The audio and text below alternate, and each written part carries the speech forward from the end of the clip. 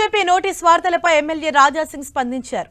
దమ్ముంటే నోటీస్ కాదు సస్పెండ్ చేయమని రాజాసింగ్ సవాల్ విసిరారు. కొందరు నేతలతో కలిసి పార్టీని స్ట్రాంగ్ చేయలేమని, వీరి వల్ల ధర్మ కార్యక్రమాలు చేయలేమని, గవర్నమెంట్ తీసుకుని రాలేమని రాజాసింగ్ చెప్పారు. ఒకవేళ తనను సస్పెండ్ చేస్తే అప్పుడు నోరు విప్పుతానని, పార్టీకి జరుగుతున్న నష్టంపై నిజం చెప్పి అందరి జాతకం ప్రజల ముందు పెట్టి వెళ్తానని తెలిపారు ఎమ్మెల్యే రాజాసింగ్.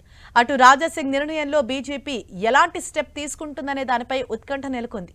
చర్యలు తీసుకుంటుందా లేక పార్టీ వెనకడుగు వేస్తుందా అనే దానిపై ఆసక్తి నెలకొంది.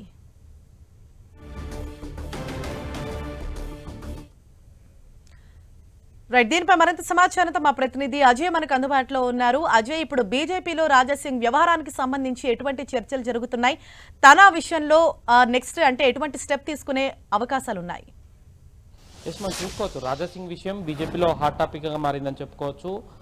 బీజేపీ నేతలతో కూడా రాజాసింగ్ సై అంటే సై అంటున్నటువంటి పరిస్థితి మనకు కనబడుతుంది. ఎందుకంటే ఒకవైపు ఆయన ఇప్పటికే పార్టీ ధిక్కారించి కామెంట్ చేస్తున్నారని పార్టీలో చర్చ జరుగుతుంది. ఆయనకు నోటీసులు ఇచ్చి వివరణ తీసుకోవాలని, అవసరమైతే ఆయన పైన చర్యలకు కూడా సిద్ధమవ్వాలన్న నేపథ్యంలో బీజేపీ యోచిస్తున్నటువంటి తరుణంలో తనపై చర్యలు తీసుకుంటే నోటీసులు ఇవ్వడం కాదు, ఏకంగా సస్పెండ్ చేయాలని, సస్పెండ్ చేస్తే తానేంటో బయట పెడతానని, అదేవిధంగా పార్టీకి ఎవరి వల్ల నష్టం జరిగింది, పార్టీ ఎవరి వల్ల నష్టపోతుంది, అవన్నీ కూడా నిజాలన్నీ ప్రజల ముందు పెడతాను, అప్పుడు బయటికి వెళ్తానంటూ కూడా ఆయన వ్యాఖ్యానించినటువంటి పరిస్థితి మనకు కనబడుతుంది.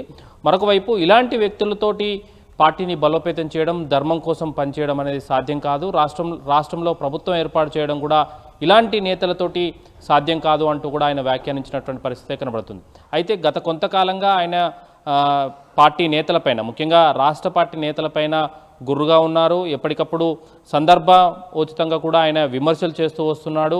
వివిధ సందర్భాల్లో అంటే పార్టీ అధ్యక్షుని విషయంలోనైతేనేమి, అదేవిధంగా అధ్యక్ష పదవి నియమించడంలో అయితేనేమి, ఇటీవల ఎమ్మెల్సీ ఎన్నిక సందర్భంగా అభ్యర్థి ఎంపిక విషయంలో అయితేనేమి, ఇట్లా అనేక అంశాల్లో పార్టీని విమర్శించినటువంటి సందర్భాలు ఉన్నాయి. పాత ఇనుప సామాన్లు బయటపడేస్తే తప్ప పార్టీ బలోపేతం కాదు అంటూ ఆయన వ్యాఖ్యానించడం కూడా అప్పట్లో హాట్ టాపిక్గా మారింది. మరొక వైపు హైదరాబాద్ స్థానిక సంస్థల ఎన్నికల అభ్యర్థి ఎంపిక విషయంలో సైతం ఆయన ఇదే విధమైనటువంటి కామెంట్ చేయడం జరిగింది. సికింద్రాబాద్కి సంబంధించినటువంటి వాళ్ళని ఎన్నిక చేస్తారు, ఇంకెవరు లేరా, దేశం కోసం ధర్మం కోసం పనిచేసే వాళ్ళు ఇంకెవరు లేరా అంటూ కూడా ఆయన వ్యాఖ్యానించినటువంటి సందర్భం చూసుకోవచ్చు. ఇట్లా అనేక అంశాల్లో పార్టీని రాష్ట్ర నాయకత్వం తీసుకునే నిర్ణయాలను ఎప్పటికప్పుడు వ్యతిరేకిస్తున్నటువంటి తరుణంలో ఆయనకు నోటీసులు ఇచ్చేందుకు, అవసరమైతే ఆయనపై చర్యలు తీసుకునేందుకు పార్టీ సిద్ధమవుతున్నట్టు తరుణంలో ఆయన హెచ్చరికలు అయితే జారీ చేసినటువంటి సందర్భం చూసుకోవచ్చు. అయితే ఈ రాజాసింగ్ హెచ్చరికల నేపథ్యంలో పార్టీ ఏ విధంగా వ్యవహరిస్తుంది, ఆయన విషయంలో నోటీసులు ఇచ్చి ముందుకెళ్తుందా లేకపోతే నోటీసుల అంశంలో సైతం